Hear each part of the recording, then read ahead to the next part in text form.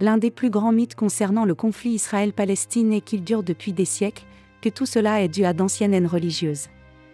En réalité, bien que la religion soit impliquée, le conflit concerne principalement deux groupes de personnes revendiquant la même terre.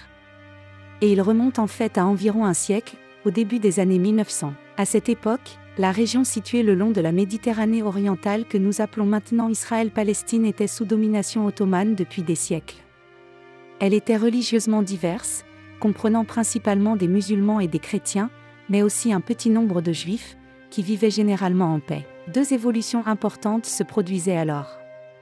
Tout d'abord, de plus en plus de personnes dans la région commençaient à développer un sentiment d'appartenance non seulement en tant qu'Arabes ethniques, mais aussi en tant que Palestiniens, une identité nationale distincte. En même temps, pas très loin en Europe, de plus en plus de Juifs se joignaient à un mouvement appelé le sionisme, qui affirmait que le judaïsme n'était pas seulement une religion, mais aussi une nationalité méritant sa propre nation. Après des siècles de persécution, beaucoup croyaient qu'un État juif était leur seule voie vers la sécurité, et ils considéraient leur terre historique au Moyen-Orient comme leur meilleur espoir pour l'établir.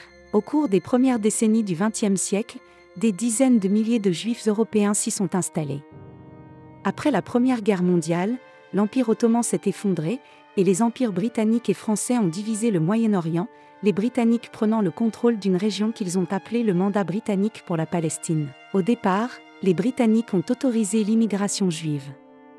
Mais à mesure que de plus en plus de Juifs arrivaient, s'installant dans des communautés agricoles, les tensions entre Juifs et Arabes ont augmenté. Les deux parties ont commis des actes de violence, et dans les années 1930, les Britanniques ont commencé à limiter l'immigration juive. En réponse, des milices juives se sont formées pour lutter à la fois contre les Arabes locaux et pour résister à la domination britannique. Puis est survenu l'Holocauste, poussant de nombreux Juifs supplémentaires à fuir l'Europe pour la Palestine britannique et mobilisant une grande partie du monde en faveur d'un État juif. En 1947, à mesure que la violence sectaire entre Arabes et Juifs s'intensifiait là-bas, les Nations Unies ont approuvé un plan visant à diviser la Palestine britannique en deux États distincts, un pour les Juifs, Israël, et un pour les Arabes, la Palestine. La ville de Jérusalem, où Juifs, musulmans et chrétiens ont des lieux saints, devait devenir une zone internationale spéciale. Le plan visait à donner aux Juifs un État, à établir l'indépendance palestinienne et à mettre fin à la violence sectaire que les Britanniques ne pouvaient plus contrôler. Les Juifs ont accepté le plan et ont proclamé leur indépendance en tant qu'Israël. Mais les Arabes de toute la région ont vu le plan de l'ONU comme une tentative supplémentaire du colonialisme européen pour leur voler leurs terres. Beaucoup d'États arabes, qui venaient de gagner leur indépendance, ont déclaré la guerre à Israël dans le but d'établir une Palestine arabe unifiée sur l'ensemble de la Palestine britannique. Le nouvel État d'Israël a remporté la guerre, mais dans le processus, il a dépassé largement ses frontières prévues par le plan de l'ONU, en prenant la moitié occidentale de Jérusalem et une grande partie des terres qui devaient faire partie de la Palestine. Ils ont également expulsé un grand nombre de Palestiniens de leurs maisons, créant ainsi une énorme population de réfugiés dont les descendants comptent aujourd'hui environ 7 millions de personnes. À la fin de la guerre, Israël contrôlait l'ensemble du territoire à l'exception de Gaza, contrôlé par l'Égypte, et de la Cisjordanie, ainsi nommée parce qu'elle se trouve à l'ouest du fleuve Jordan, contrôlée par la Jordanie. C'était le début du conflit israélo-arabe qui durerait des décennies. Pendant cette période, de nombreux Juifs vivant dans des pays à majorité arabe ont fui ou ont été expulsés, arrivant en Israël. Puis quelque chose s'est produit qui a transformé le conflit. En 1967, Israël et les États arabes voisins ont mené une autre guerre. À la fin de celle-ci, Israël avait saisi le plateau du Golan à la Syrie, la Cisjordanie à la Jordanie, ainsi que Gaza et la péninsule du Sinaï à l'Égypte. Israël occupait désormais les territoires palestiniens, y compris Jérusalem et ses lieux saints. Cela a laissé Israël responsable de la gouvernance des Palestiniens, un peuple contre lequel il avait combattu pendant des décennies. En 1978, Israël et l'Égypte ont signé les accords de Camp David, parrainés par les États-Unis, et peu de temps après, Israël a rendu le Sinaï à l'Égypte dans le cadre d'un traité de paix. À l'époque, cela a suscité une grande controverse dans le monde arabe. Le président égyptien Anwar el-Sadat a été assassiné en partie en raison de l'indignation suscitée par cet accord. Cependant, cela a marqué le début de la fin du conflit plus large entre Israël et les pays arabes. Au cours des décennies suivantes, les autres États arabes ont progressivement fait la paix avec Israël, même s'ils n'ont jamais signé de traité de paix formel.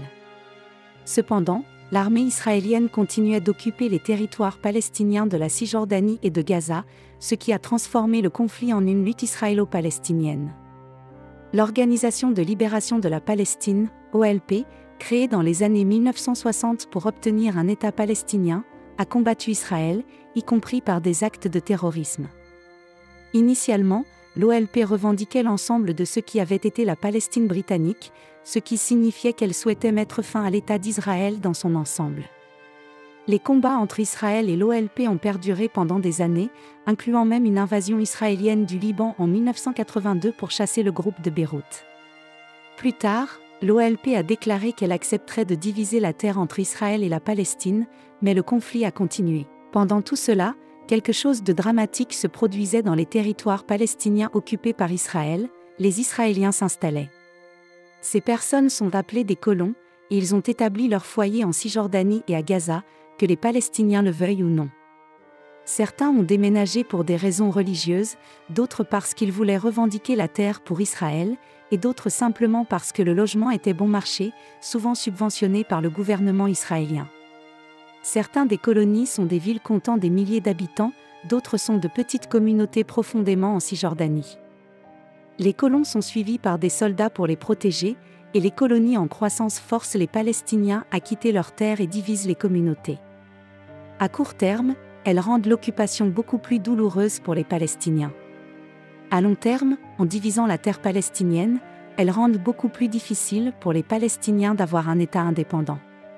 Aujourd'hui, il y a plusieurs centaines de milliers de colons en territoire occupé, même si la communauté internationale les considère comme illégaux. À la fin des années 1980, la frustration palestinienne a explosé lors de l'Intifada, qui signifie en arabe « soulèvement ». Elle a commencé principalement par des manifestations et des boycotts, mais est rapidement devenue violente, et Israël a répondu par une force importante.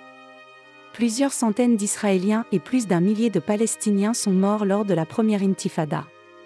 Vers la même époque, un groupe de Palestiniens à Gaza, qui considérait l'OLP comme trop laïque et trop encline à la compromission, a créé le Hamas, un groupe extrémiste viol dédié à la destruction d'Israël.